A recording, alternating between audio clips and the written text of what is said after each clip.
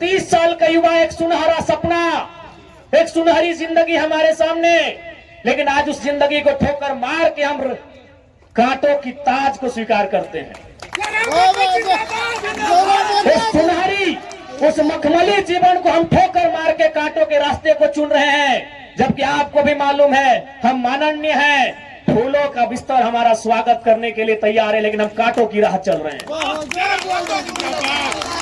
आज प्रत्येक दिन दर्जनों ठेकेदारों का फोन आता है, बैठेंगे विधायक जी, दर्जनों वीआईपी लोगों का फोन आता है, 2 मिनट बैठिए विधायक जी, और आपको भी मालूम है उनके साथ बैठेंगे तो क्या डील होगा, आपको भी मालूम है। करोड़ों में ना सही लाखों में तो डील जरूर होगा। यानी एक मखमली बिस्तर को हम ठोकर मार के कांटों के साथ चल रहे हैं। किसके लिए? झारखंड के वंचित आवाम के लिए हम चल रहे हैं। आज क्या कमी होगी, एक माननीय को क्या कमी हो सकती है भाई? हमें आवास मिलेगा, गाड़ी की सुविधा मिलेगी, टीए मिलेगा, हर प्रकार की सुविधा मिलेगी, भत्ता मिलेगा, हवाई यात्रा मिलेगा, रेलवे की यात्रा मिलेगी और लाखों रुपए की सैलरी मिलेगी। उस ऐशो आराम के जीवन को ठोकर मारते हुए हम आपके बीच विधायकी के साथ साथ अपनी जान को हथेली में लेके घूम रहे हैं।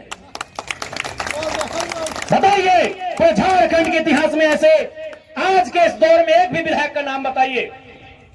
अरे विधायकी तो छोड़िए, हम अपने जान को हथेली में लेके घूम रहे हैं। जिस दिन 2 बजे रात को हम बेरमो में आए, हमारी गाड़ी में हमारा एक भी अंगरक्षक नहीं था। वे लोग सोच चुके थे, हमने कहा कोई दिक्कत नहीं है। हमने केवल ड्राइवर को फोन किया, वो भी अपने ससुराल में थे, क्योंकि आपको भी मालूम है मेरे घर में इतना जगह नहीं है कि हम 4 लोगों को ठहरने के लिए बोल सके। बगल में हमारे एक मित्र का घर है, वहीं रात रहने के लिए हम जाते हैं, वो विधायक है। हमने तुरंत कहा कि अगर हम अपने अंगरक्षक को लेने के लिए जाएंगे तो शायद 10 से 15 मिनट का लेट होगा, उतना देर में हम कम से कम डुमरी की दूरी पार कर जाएंगे। 20 किलोमीटर हम 15 मिनट में सफर कर जाएंगे, इसलिए अंगरक्षक को सोने दीजिए, हम अकेले आएंगे। हम अपने जान को, अपने जीवन को हथेली में रख के चल रहे हैं। किस लिए? ताकि आज झारखंड की शोषित वंचित जनता को न्याय मिल सके। तो आप इतना तो कर सकते हैं, एक 30 साल का लड़का अपने आराम के जीवन को छोड़कर, ऐसो आराम को छोड़कर आज आपके लिए कांटों के रास्ते में चलने के लिए तैयार है। आप कम से कम ये जो 15, 16, 50, 60 समितियां बना के रखे हैं विस्थापन के नाम में, क्या एक नहीं कर सकते हैं? आप जिस दिन एक करेंगे, इनको यहां से उखाड़ के फेंक देंगे। अब कीजिए।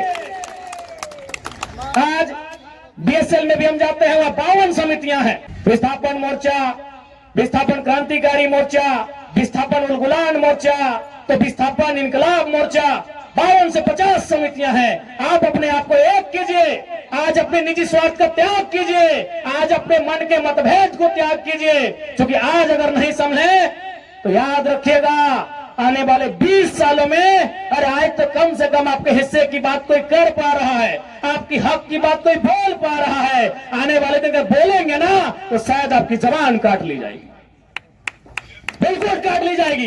ये कौन सा रूप था? आप ही बताइए, कौन सा रूप था प्रशासन का? आज हो सके आज भी मेरी बातों को कुछ लोग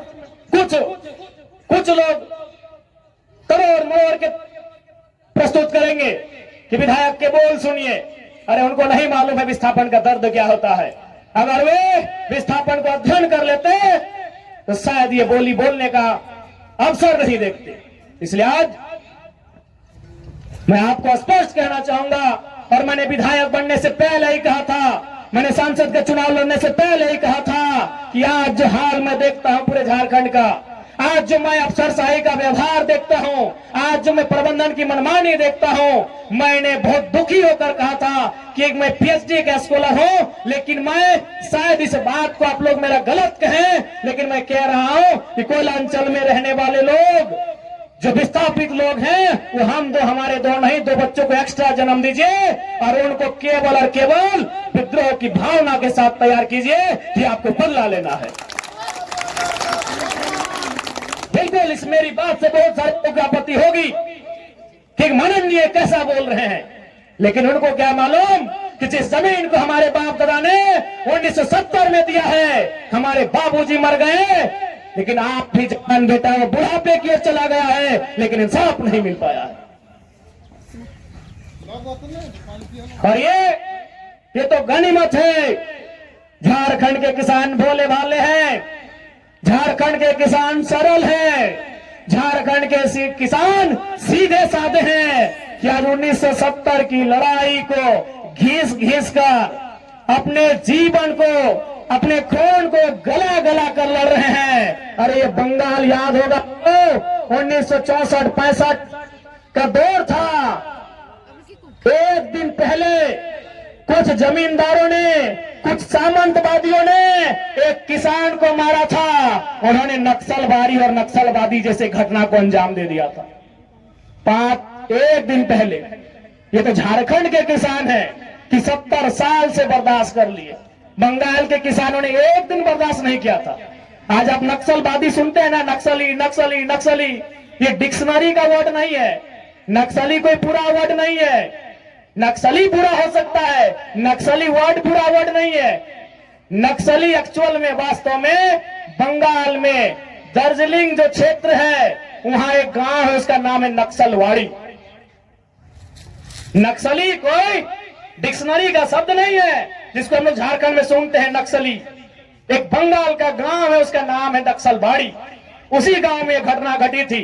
किसानों को कुछ जमींदारों ने, जमींदार को आप प्रबंधन से ही तुलना कर सकते हैं, जमींदार को आप प्रशासन से तुलना कर सकते हैं, तो कुछ जमींदारों ने, उस किसान का नाम था जंगल संथाल। लगभग 6 फुट ऊंचाई का वो किसान था, उसका नाम था जंगल संथाल। उस किसान के कुछ साथियों को लाठी डंडे से पीटने का काम किया था। बदले में एक ऐसा क्रांति आती है, उसे आप नेगेटिव कहिए, पॉजिटिव कहिए, वो विषय नहीं है कि आज उसे नक्सलवाद, नक्सली और नक्सलवादी का नाम दिया गया। वे किसानों की घटना थी। अरे उसकी तुलना में तो झारखंड के लोग सीधे साधे भोले भाले लोग हैं। आज 70 साल से पिस रहे हैं, आज 70 साल से घिस रहे हैं। आज कई पीढ़ियां बर्बाद हो गई। आंखों के सामने बूढ़ी माँ इलाज के अभाव में तड़प तड़प के मर गई। आंखों के सामने जवान बेटा बेरोजगारी से तंग आकर खुदकुशी कर लिया। आंखों के सामने इतनी घटनाएं घट गई। आंखों के सामने इतनी घटना घटने के बाद भी आज झारखंड बर्दाश्त कर रहा है। ये बंगाल होता तो आज नक्सलबाड़ी जैसी कई घटनाओं को अंजाम दे चुका होता। देखा था ना आपने। अरे पुलिस तो छोड़िए, पानी बरसाने वाली गाड़ी थी, आंसू गोला छोड़ने वाली गाड़ी थी, रबर गोली छोड़ने वाली गाड़ी थी, अग्निशमक की गाड़ियां थी, जैसे मानो किसी आतंकवादी से लड़ाई में आए हैं। इतने बेशरम, इतने निर्लज्ज हो चुकी है आज यहाँ सिस्टम। ऐसा टीम बनाकर आई थी जैसे मानो वो रैयतों से नहीं बल्कि किसी आतंकवादियों से मुकाबला करने आए हैं। क्या हाल होगा आपको सोच के देखिए। एक विधायक है हम, ठीक है, हमारे समर्थकों ने गलत किया था, सही किया था, वो अलग विषय है, लेकिन प्रशासन का ये रूप, ये कौन सा संवैधानिक तरीका है भाई। एक महज मामूली क्वार्टर का विषय था।